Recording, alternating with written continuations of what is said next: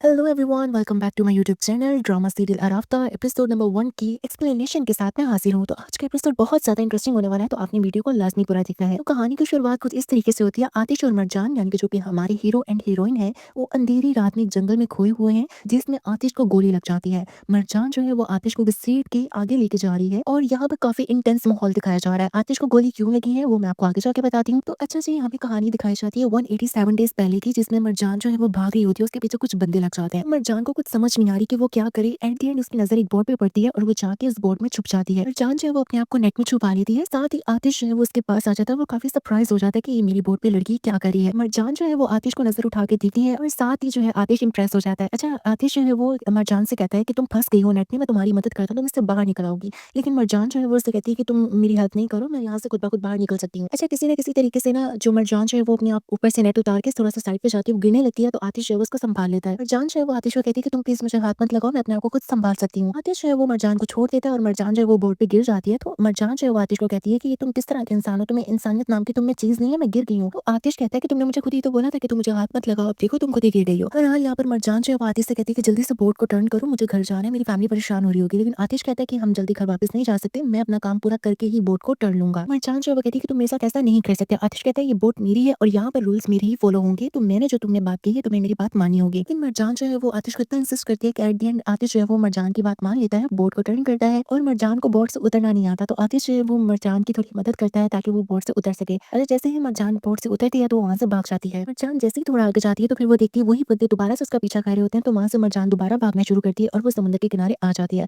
अब वो वहां पर एक ऐसी क्रिटिकल कंडीशन में फंस चुकी है कि उसको समझ नहीं आ रही कि उसको क्या करना चाहिए। अच्छा, वो गुंडे जो है वो मरजान के पास आ रहे हैं और मरजान बार बार बोल रही है कि प्लीज मेरे पास मत आओ। और यहाँ पर हमारी हीरो की एंट्री हो जाती है। आतिश जो है वो घोड़े पर आता है और वहां पर दिखता है कि मरजान को कुछ लोग तंग कर रहे हैं। आतिश जो है वहां पर आता है, उनकी फाइट होती है और फाइनली वहां से जो लोग होते हैं, जो कि गुंडे होते हैं, वहां से भाग जाते हैं। मरजान जो यहाँ पर बहुत ज्यादा डर चुकी है और वो काफी सहम चुकी है। आतिश जो है वो मरजान को काफी रिलैक्स करता है और उसको घोड़े पे बिठाता है और दोनों वहां से चले जाते हैं। सीन वाकई बहुत रोमांटिक था और ड्रामा आगे मजीद रोमांटिक होने वाला है, तो आपने वीडियो को लास्ट में पूरा देखा है। अच्छा, इसके बाद हम देखते हैं कि आतिश और मरजान एक स्पॉट पे रुकते हैं और आतिश जो है मरजान को नीचे उतारता है, लेकिन उसके पाँव पे मोच आई होती है। आतिश कहता है हमें यहीं पे रुकना होगा, अंधेरा बहुत हो चुका है, हमारे लिए आगे ट्रैवल करना बहुत मुश्किल हो सकता है। मरजान जो है वो काफी परेशान हो जाती है, उसे कहती है कि मेरी फैमिली मेरा इंतजार कर रही होगी, मैं यहाँ पर नहीं रुक सकती। इतने में आतिश का घोड़ा भी वहां से चले जाता है। ये चीज देख के मरजान और परेशान हो जाती है। यहाँ पर रात बहुत हो चुकी होती है और मरजान को काफी ठंड लग रही होती है। तो आतिश काफी ज्यादा कंफ्यूज होता है कि वो मरजान से सवाल करे या ना करे। बहरहाल आतिश जो है मरजान से सवाल कर लेता है कि मैं तुमसे पूछना चाहता हूँ कि ये आखिर बंदे कौन थे जो कि तुम्हारे पीछे लगे हुए थे। तो मरजान कहती है मैं नहीं जानती कि वो बंदे कौन है। आतिश कहता है जिस तरीके से वो तुम्हारा पीछा कर रहे थे, मुझे तो वो तुम्हारे कोई दुश्मन लग रहे थे, तुम मुझे बता सकती हो, शायद मैं तुम्हारी मदद कर सकता हूँ। तो मरजान कहती है जब मैं तुम्हें कह चुकी हूँ मैं उनको नहीं जानती तो नहीं जानती। साथ ही मरजान जो है वो आतिश से पूछती है कि तुम मेरा पीछा कर रहे थे ना, फिर तुमने मुझे कैसे ढूंढ लिया। तो आतिश कहता है कि जिस तरीके से तुम भाग रही थी मुझे लगा था कि तुम काफी कंफ्यूज हो, तुम परेशान हो। मरजान कहती है कि मुझे तो ऐसा लग रहा है कि तुम मेरा पीछा कर रहे हो। तो आतिश को ये बात बहुत बुरी लगती है। तो आतिश जो मरजान से कहता है कि तुम मेरी बोर्ड पे आई थी, मैंने तुम्हें अपनी बोर्ड पे दावत नहीं दी थी, मैं चाहूँ तो मैं इस तरीके से भी सवाल कर सकता हूँ, लेकिन मैं तुमसे नहीं पूछ रहा। उसके बाद हमें दिखाया जाता है कि आतिश और मरजान जो है वो बैठे हुए हैं और आतिश जो है वो मरजान के गले से एक स्कार्फ उतारता है। तो मरजान पूछती है कि तुम आखिर क्या करने की कोशिश कर रहे हो। आतिश जो है वो मरजान को कहता है कि ये स्कार्फ मैं तुम्हारे पाँव पे बांधूंगा, जिससे तुम्हें थोड़ा रिलैक्स फील होगा, क्योंकि तुम्हारे पाँव पे मोच आई है। आतिश जो है वो मरजान को बहुत प्यार भरी नजरों से देखता है। तो मरजान जो है वो इस चीज में कंफर्टेबल नहीं होती है, वहां से चली जाती है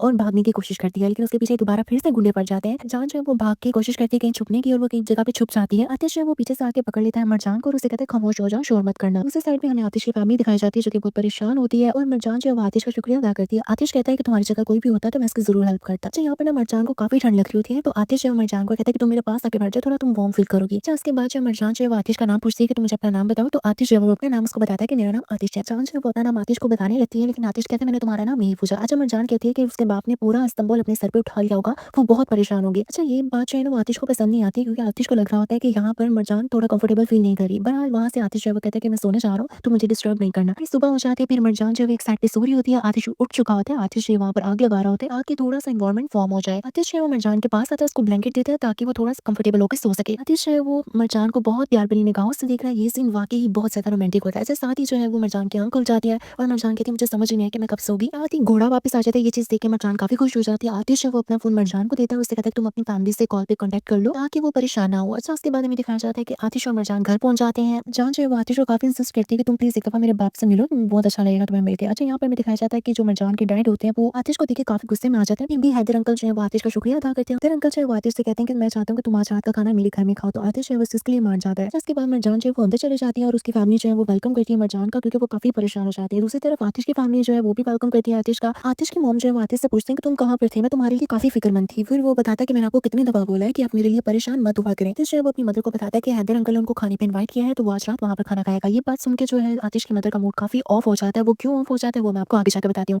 बाद में हमें दिखाया जाता है कि हैदर अंकल जो मरजान से कहते हैं कि तुम नज़ीर से शादी कर लो। अगर तुम उससे शादी कर लोगी हमारे घर का कर्जा भी उतर जाएगा। जो तुम्हारे भाई की गलती का खमियाजा है वो भी भुगता जाएगा। मरजान मना कर देती है। हैदर अंकल को ये बात बहुत बुरी लगती है। वो अपनी गन निकालते हैं और वो अपने सर के ऊपर रख लेते हैं और उससे कहते हैं कि अगर तुमने शादी ना की तो मैं अपने आप को मार लूँगा। मरजान के डैड मरजान को काफ़ी इमोशनली ब्लैकमेल करते हैं ताकि वो शादी के लिए एग्री हो जाए। एट द एंड मरजान शादी के लिए एग्री हो जाती है। हैदर अंकल जो वो बताते हैं कि मैं ये सारी चीज़ें इसलिए कर रहा हूँ ताकि मरजान की शादी नज़ीर से हो सके। मैं जानता हूँ कि इस गन के बीच में किसी भी किस्म की बुलेट नहीं है, लेकिन फिर भी मरजान को राज़ी करने के लिए मुझे ये सब कुछ करना पड़ेगा। अच्छा, यहाँ पर ना नेक्स्ट एपिसोड के लिए हमें छोटा-सा हिंट दिया गया है। इसमें हमें ये बताया गया है कि आतिश और मरजान की पास्ट में कोई अच्छी हिस्ट्री थी, जिनका खुलासा आगे आने वाली एपिसोड्स में होगा। अब ये देखना आगे बहुत इंटरेस्टिंग होगा कि आतिश और मरजान की फैमिलीज़ के बीच में क्या प्रॉब्लम्स हैं और आतिश और मरजान की लव स्टोरी आगे बढ़ पाएगी या नहीं बढ़ पाएगी, ये भी आप मुझे कमेंट सेक्शन में ज़रूर बताइएगा। आगे आने वाली एपिसोड बहुत इंटरेस्टिंग होने वाली है। अगर आप चाहते हैं कि मैं एपिसोड नंबर 2 भी एक्सप्लेन करूँ, तो मुझे कमेंट सेक्शन में ज़रूर बताइएगा। यहाँ तक था आज का एपिसोड। वीडियो पसंद आया तो प्लीज़ वीडियो को लाइक और मेरे यूट्यूब चैनल को सब्सक्राइब करना मत भूलिएगा, क्योंकि आपके सब्सक्राइब से मुझे मोटिवेशन मिलेगी और मैं आप लोगों के लिए मज़ीद अच्छी-अच्छी वीडियोज़ लेके आती रहूँगी। मिलते हैं नेक्स्ट वीडियो के साथ, तब तक अपना ख्याल रखिएगा। बाय।